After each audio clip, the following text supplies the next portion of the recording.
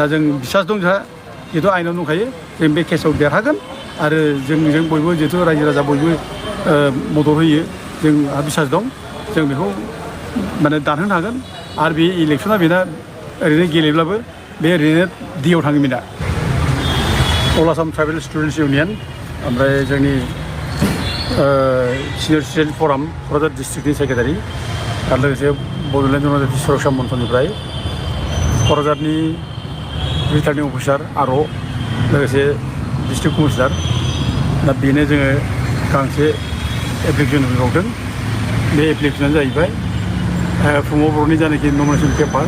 बेखौ immediately reject खालामनांगौ बेखौ जों बुंदों दा बेखौ जे रिजेक्ट खालामनांगौ होनना बुंदों दा जों बिनि खारना जाहैबाय जों अलरेडि गासिबो डकुमेन्ट्सखौ जों मोनजोबनाय जाबाय प्रमद बर'नि एगेन्स्टै जानाखि कमप्लेन दंमोन जोंहा बे प्रमद बर'आ गावनि एफिडेभिटआव बियो गावनि बिसिनि सम्पतिखौ बे श' खालामाखै हानि रेकर्डखौ दोनखोमादों दा बे हानि रेकर्डखौ जों गासिबो मोनजोब्बाय दा नैबे हानि रेकर्ड बेयो दा बेखौ बे धरित्रि बे जायनाखि स्किम हानि दा जेरै जोंनाव बैसोमुथि माने माबा दं स्किम दं जोंनाव बेयाव आपल'ड खालामबानो जों मोनजोबो दा बिदिनो बे धरित्रि जों बे माबायाव नायनानै जों बिनि हानि डकुमेन्टखौ जोङो जिल्ला वाइसआव नायबानो जायो डिस्ट्रिक्ट कामरुप सार्कोल रङिया दा बेनि दाग नाम्बार थार्ड नाम्बार ओंखारजोब्बाय बेखौ बुबानो गासिबो ओंखारजोबो दा बे गासिबो हानि डकुमेन्टखौ जोङो अलरेडि नेटनिफ्राय मोनजोब्बाय डाउनलड खालामनानै दा मथा मथि दा बेखौ रिटार्निं अफिसारा एक्सन लानांगौ दा हयथ' जों मैयाबो बुंखादों बे रिटार्निं अफिसारा एक्सन लानायाव माबा मोनसे उसुबिदा जानो हागौ माने किसुमान पावार बेनो माबायाव होनाय जादों बे गोसो जाबा रिटार्निं अफिसारा गाव कनफिडेन्टबा माने डकुमेन्टसखौ जुदि कनभिन्स नङाब्ला बेखौ गाव एक्सन लानो हायो आरो जुदि गाव जेबो एक्सन लायाब्ला बेखौ माने रिटार्निं अफिसारनो पावारबो होनाय जादों रिटार्निं अफिसारा बेखौ जेबो खालामाबाबो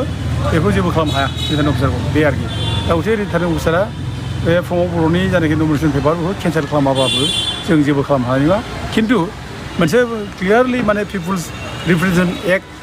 1951 बेयाव रोखा रोखा बुंनाय दंखाथारो बिनि नमिनेसन पेपाराव बे माने जायनाखि इनकमप्लिट डकुमेन्ट साबमिट खालामदों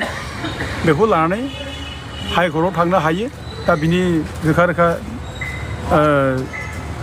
माबा लिरनाय दंखायो दा बे हिसाबै जोङो दा बेखौ जोङो रिटार्निं अफिसारनो जों साबमिट खालामबाय आरो साबमिट खालामबाय बेनिफ्राय जों रिसिभ खालामबाय मानोना हाइकर्टआ सोङो जों जेब्ला केस होयो हाइकर्टआ सोङो नोंसोरो रिटार्निं अफिसारनो कमप्लेन होना होआखै बेखौ सोङो दा जों कमप्लेन होदोंमोन होननानै जुदि बुङोब्ला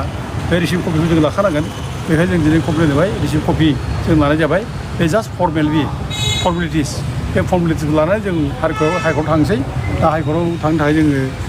माने फुरा जोङो रेडि जानाय जाहैबाय दा लेखाखौ जों आरोबाव माने बे नेटनिफ्राय बख'नायखौल' जों लायाब्लानो जोङो बेखौ आरोबाव आरटि खालामना लायबावगोन तामुलपुराव सरि माबायावबो रङिया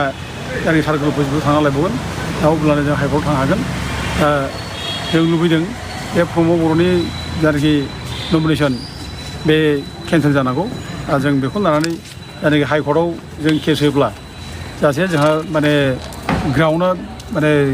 स्ट्रं जायो भेलिड जायो बेखायनो जोंबो रोखा रोखा मोनथाम पइन्ट होनानै जों होखादों साबजेक्टआवबो जों होखादों बेखौ लानानै बे जाबाय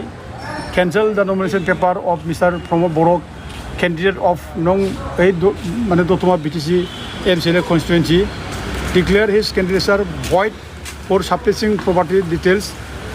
initiate necessary legal proceedings as per the provisions of law. That this is as per the provisions of law. Based on the legal proceedings action लायाबा जों हाइकर्टआव थांसै दा बेनि थाखाय जोङो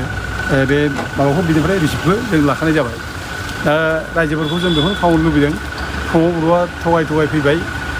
बर' जाथिखौ गोबां माने जाम्बा जाम्बिखौ थगायबाय बियो नङै खोथा बुंनानै बर' हारिखौ आन्दायहोबाय दा बेनिखायनो बेबायदि थगायसुला मानसिया हारियाव थानो समाया बेबायदि मानसिजों जों बे हारिया दैदेनजानांगौब्ला बे हारिया माने गुलाय-गुजाय जागोन बे समाजाव गुलाय-गुजाय जागोन बेनिखायनो बेखौ जेरैबाबो जोंहा जिहेथु माने दिनै मोनसे आयेननि मोनसे राहा जों मोन्दों बेखौ साजा होनो थाखाय बे हिसाबै बेखौ जों साजा होनांगौ आरो रोखा लिरनाय दंखायो पिपुल्स रिप्रेजेन्टेटिभ एक्टनि 1951नि जायनाखि आयेन बेयाव दंखायो बिनि माने रं प्रपार्टि रं माने एफिडेभिट होयोब्ला बिनि नमिनेसना केन्सेल जायो बे रोखा रोखा दंखाथारो आरो लोगोसे बे जेल जायो बे दंखायो दा बिसोर जों बेकग्राउन्डआव दा जों हाइकर्टआव थांनोसै दा बे जों रायजोफोरखौ जों खावलायो रायजोफ्रा जाहाथे फैगौ इलेक्सनाव जाहाथे जोंबो डेम'क्रेटिक भाबै बयबो साजा होयो बेखौ जों बेनो भट होनो नाङा बेखौ फेजेननांगौ बेखौ खावलायो दा जोंनि बड'फा उपेन्द्र ब्रह्मआ बिराद बुंलांदोंमोन गोदोनो थैनायनि सिगां बुंलांदों आरो गावनि डायरियावबो लिरलांदों जे जोङो गेरेमसा हारिखौ दानांगोन आरो गेरेमसा हारि दानोब्ला जोंनो आलादा बड'लेण्ड रायजोखौ जों सोरजिथारनांगोन बे बाथ्राखौ बुंदों आरो बिथाङा बुंदों जे जोंनि गोरिब गुन्द्रा जाम्बा जाम्बि जेसेबां दं बिसोरो बोथिसे ओंखाम रसा नांनो मोना बयबो जाहाथे बोथिसे ओंखाम मोनजायो बे बाथ्राखौ बे माने बड'फा उपेन्द्र ब्रह्मआ बुंलांदों बेनिखायनो दिनै बिनि जायनाखि फिल'सफि बे सान्थौ जिहेथु प्रमद बर'आ गाफ्लेबाय मानोना प्रमद बर'आ रायजो नांला होनना बुंबाय बे लिरनाया जाबाय रायजो नांला होननानै दा बेखायनो बे बड'फा उपेन्द्र ब्रह्मनि सान्थौनि बेरेखा बे खार'नावनो जोङो प्रमद बर'खौ एबार इलेक्सनाव जों फेजेनथारनांगौ जों बयबो रायजो राजाखौ खावलायहरो आरो लोगोसे जोंनि बिनि जायनाखि एक्सन हाइकर्टआव थांनाय एक्सन जों बेखौ एक्टिभ लाथारगोन रायजोफ्रा बिसास खालाम जोंखौ जों नागारनाय नङा मावनाय नङा आरोखि खुनु दिन जों नेग्लेक्ट खालामनाय नङा जों फासयनो नाङा